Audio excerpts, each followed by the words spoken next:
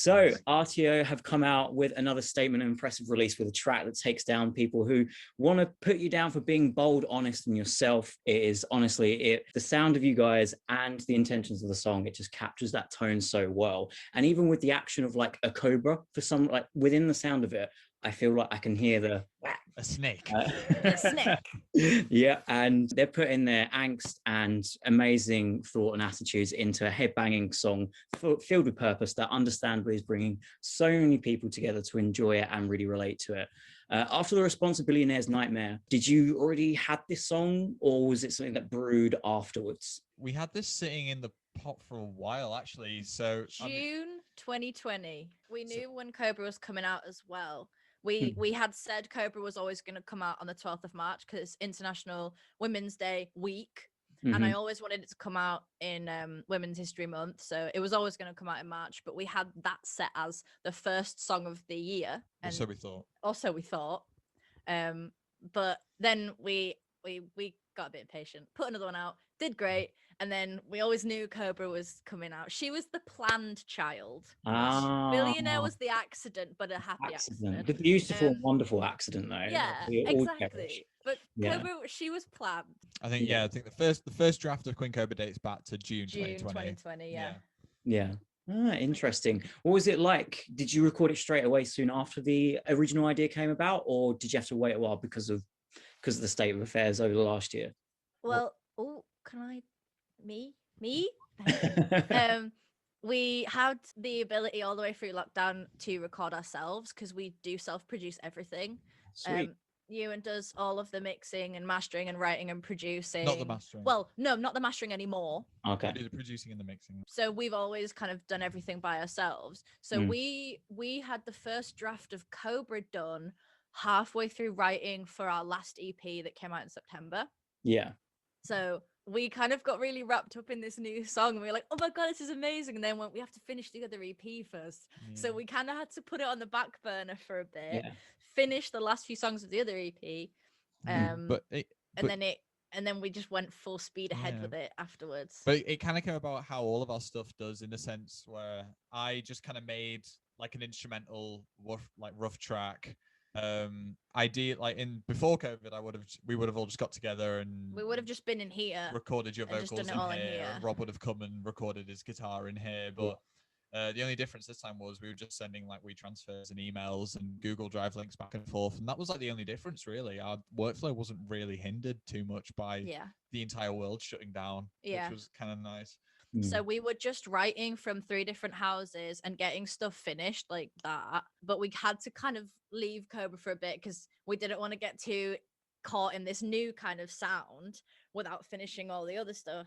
But then we did it. And I think Cobra, because we'd already written another song in this kind of sound before Cobra, that's coming out at another time.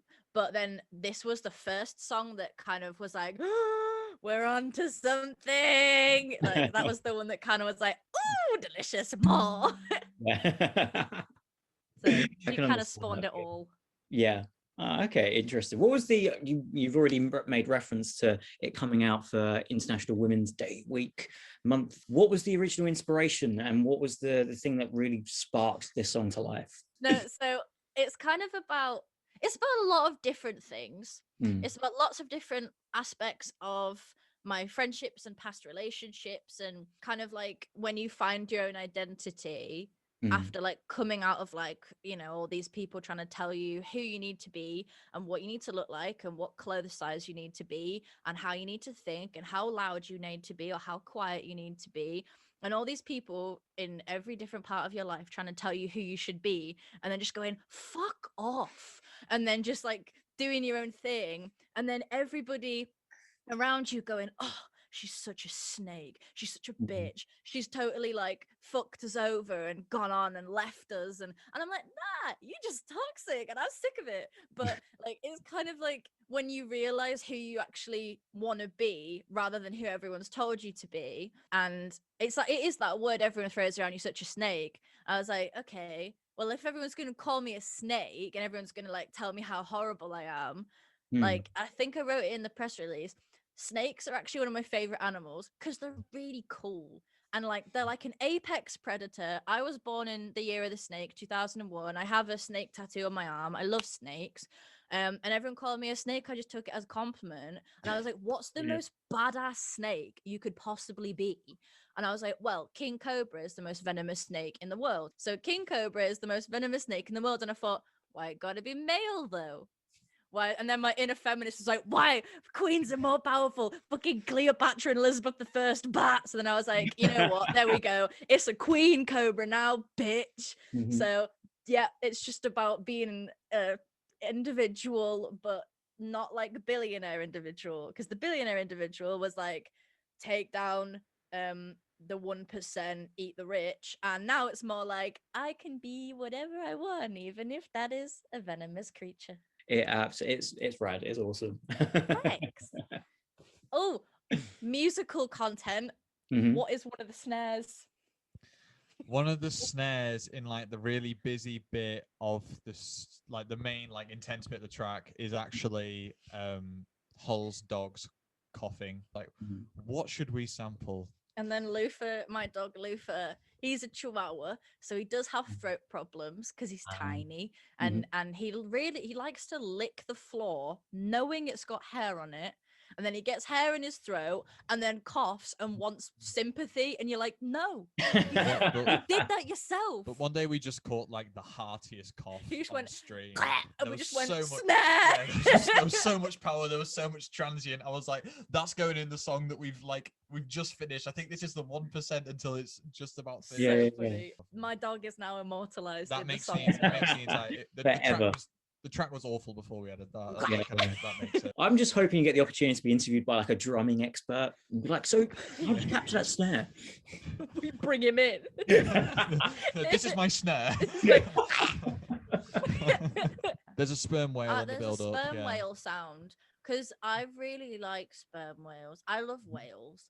And we put Luther in, and I just went, what other animals can I put in? Yay! and they make You don't really have a sperm whale as a pet, though. I'd like to clarify. No, I don't, unfortunately. Yeah, we couldn't get an organic sample of it. We just found it on YouTube. What's so fantastic to see you guys, like you talk about with the step up with what happened with Billionaire's Nightmare, with all like the streaming numbers going up, and what's amazing to see, obviously, despite it's a bit harder with the COVID lifestyle, but it just seems like there is just a group of people forming around you guys that are really appreciating what you do, and connecting with the ethos and lyrics. How does that impact you musically? But then also, I think it's kind of a natural question to ask individually as a person yourself. It's crazy. It's kind of mad. I'm someone that we all like want to do this forever. This wants to be complete job. We want to do it, but then, and as he's like, but I also really don't want it to be like an overnight sensation kind of thing. I really want like our community and our music to be. I would be very overwhelmed as well. I want it to be something that we've completely built for ourselves, and like, I kind of don't believe in. I don't think nowadays you need to get picked up by a record label, like, and then you've made it. I don't think it's that simple nowadays. Yeah. I just want us to, be the ready package when someone external comes along and starts helping out. I was gonna say that our audience kind of protects us from that as well, because like a lot when labels come looking for you, if you're like fully formed with us like an audience, the audience would hate you if you just changed and sold out and then completely switched up and became like label food.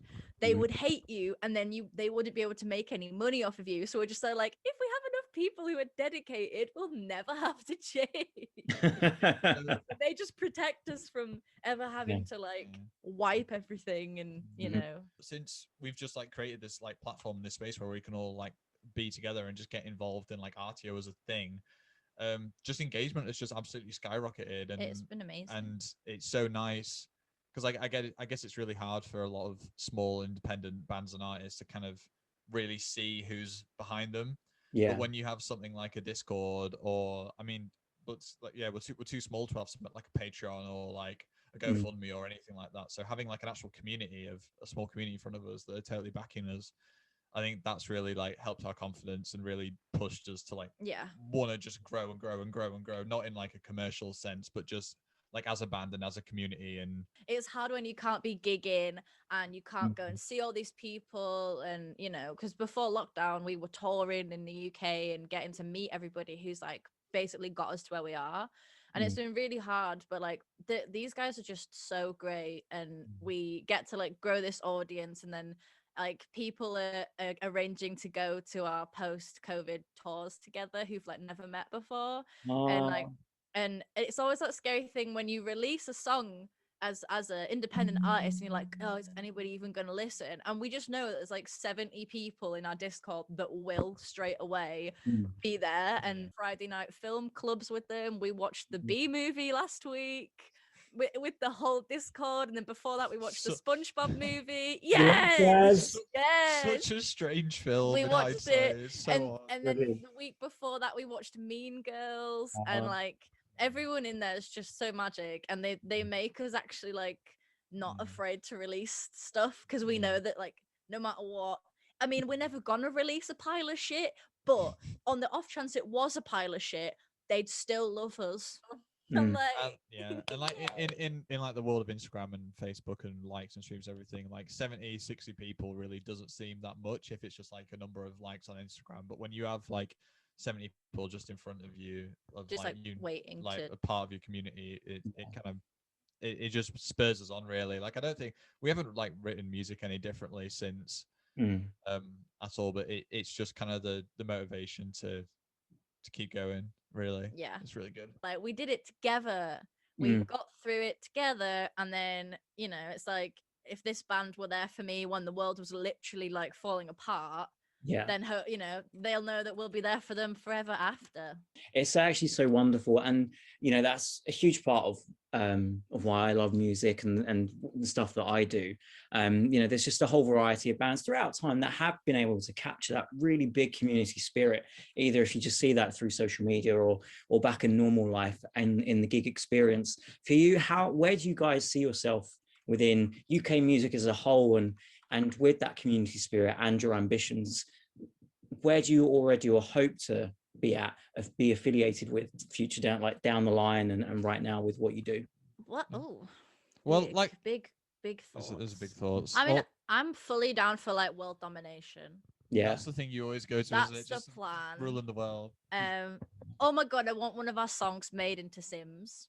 that would be cool, because like in really cool. The Sims make like songs from the charts into Simslish and have it in Sims, so that'd be sick. Yeah. What about as other artists? Like, do you see any other artists that you kind of, what you're doing, it resonates with you, with what they're doing as well? And obviously maybe to a bigger scale, they're more Yonica. Yeah, there's like the go-to like list of bands that we just have like influences, not just like musical influences, but like their branding and how they look and how they are live and the fan base they have. So like Yonica, Nova Twins, Dreamwife, like Bring Me the Horizon, Paris. It's just these bands that just have like, everyone knows about them, but then like if you're like a fan, you're like a fan. If that kind of makes sense. Like we just want to, we never want to like lose touch with like our community or anything. I think that's the last thing we ever want to do, but also just, you know, get as big as we can. Yeah. I'd like to be able to have it as like a full-time job, and like my life is touring and meeting everybody and writing music full-time, but I think it's really important to like put that effort in on social media and with your community, like especially now, but right at the beginning, because if like you have people that have been with you as part of your community and like regularly played Among Us with you for like 3 years, by the time that we're hopefully like, you know, doing really well and touring across the UK and hopefully other countries and you know, Radio 1, pretty please, and we're doing all that good shit, they'll know we haven't like sold out, because we'll still give a crap about them, and we're not just gonna like drop merch links in and be like, give us your money, and be like, hey guys, who wants to watch Megamind this week? Like, you know, I think it's there'll be 5,000 of us. Yes, an army. Yes. Yeah, definitely. Well, I think our philosophy always is we want to be like our 14-year-old selves favorite band. When we were like 14, 15, 16, what would like our dream bands do? Like what would we want our favorite bands to have like be doing differently? And we'll always just apply that. Like if I could talk to like Bring Me the Horizon or Boston Manor or something just in a Discord when I was like 14, like I'd just Change your life. I'd be so excited like all the time, and that's why we just apply that to everything we do, really. Yeah, and I think as well some of the stuff I write about, which is like mental health and self-harm and mental illness and like, you know, criminal climate injustice and all of this really heavy shit is like stuff that I didn't like, the stuff I was really struggling with when I was a teenager, and like going to counseling and then being too scared to go to counseling, all this other stuff. Like if I had a band, especially a female, that I could look at and be like, oh my god, she fucking gets me. And like, you know, like it's like I can be in a room with all these people at a gig singing along to songs about trauma and horrible stuff, and everyone's just there feeling like we're not alone because everyone's singing this lyric. And I often write songs from the perspective of like the person singing it, so when everybody's singing it, they're singing it to themselves. They're not singing like you're just a billionaire's nightmare. They're singing fucking I'm just a billionaire's nightmare. Like, I have them sing it to themselves, so when they're singing to them. They don't need to sing at me. I wrote the song. I want it to be for them. I think I owe that to the like broken little fucking sad emo kid I was in like 2013 onwards. Like she needed that, so I'm gonna give her that now, and maybe someone else is me now. Then me now then. We're obviously going to be celebrating and enjoying Queen Cobra for a long time, but what's the next plan? Is there anything in the pipeline soon, or do we have to wait, or you don't want to tease too much? I'm not gonna give specifics because we would get in trouble, but we have a release almost every other month until the end of the year. Wow. Except festival season, because fingers crossed that is festival season. Not worrying about promo. We basically finished almost 3 EPs from lockdown 1 to like now. So Standalone and Do Your Dance, which we put out in September. That one's already out, and then there's 2 other ones. And then and we were just like, let's not do an album. Let's just release music all the way through the year. Yeah. We had essentially written an album. We were just like we can't afford to promote that shit. No. Like we were like, nah. So we're like, let's just split it in 2. And in a world where the attention span is just getting shorter and shorter with like TikTok and everything, it's just what you have to do. And like exactly, and I mean I like that anyway because I get obsessed with things so quickly and then forget about them so quickly. I really like that kind of model. So well, all we've known is like at least my whole life is like since I've gone into music, it's like you can make an album from your bedroom, so why wouldn't you? It's kind of the thought process. It's like you can sit to go to bloody Sweden to record it's like you, just do it here. But it's like you can sit a lot of I'm not, because I know a lot of bands truly have not been able to do anything throughout COVID. But there's been a lot of bands who have like, well, we can't record, we can't do this, we can't do that. Let's just do nothing and then wait till it's over. It's like, but like you can like you exactly, but like you bought an interface just so you could record vocals. I shelled out like a couple £100 right at the start of lockdown to build my own like studio in like a literal like wardrobe in my room. And that was wicked. Like soundproofed it with blankets with penguin blankets. Legendary. And it's my penguin room, and bought all the gear. Well, because it's that thing, it's in nature, but it's also in every industry. If you don't adapt, you will die. Like but if you don't, brutal, but it's completely brutal. But like if you don't move with what's changing in an industry that is constantly changing, you have no chance every other playing, year changing. You have no chance of playing catch up. At the same time, it's like what we would have done anyway. We would have been making music even if we didn't have Artio. We would have all been trying to be creative as possible anyway. So it just made sense for us anyway. Yeah, everything that changed in lockdown, we just 100% without like question jumped with it, because we were like, if we want to survive this process, we're not touring, we're not gigging, we're not doing anything. We have to be 100% online and 100% like ready to connect with people at any given moment. and take every opportunity we've got, because if we waste what we can do now and come back after lockdown and we had opportunities and we didn't take them, I would just kick myself for the rest of my life. If we have the opportunity, if we can record, which we can, and we can join all these platforms and we can make all this content, like, I'm gonna do it. Like, if people can't, they can't, and that's not their fault. But if I can, I'm fucking doing it. Like, if I've got an option, I'm doing it. I don't care if it fails, I'm doing it. If you don't try, you will not know. Yeah. Exactly. That's so true. And it's a great ethos to have. And I think that resonates with people through the music you do and the actions that you do to back it up as well. I think that's fully commendable. And you know, I think both sides of the coin, people that listen to your music are lucky. And then also yourself to be fortunate that there are people that are wanting to, my phone going off. Too popular. Amazing. Congratulations again on the new single, Queen Cobra. It is absolute mint. It's epic. I think, like you say, when you talk about, oh, well, people like it, and then there's those core people that will, I think they will, and also more. It's just going to carry on growing, I know for sure. So everything. It's just when you can't tour it and you can't do a big launch gig, it's just like, oh my god, it just feels like we're throwing it into the it must feel like that. It must feel like you're just going, and then we're so excited, we're so proud of it. Yeah. I'm really giddy, like really excited. It's release week, I'm going really excited, but at the same time, like, we're just throwing it into the void. Just it must really feel like that.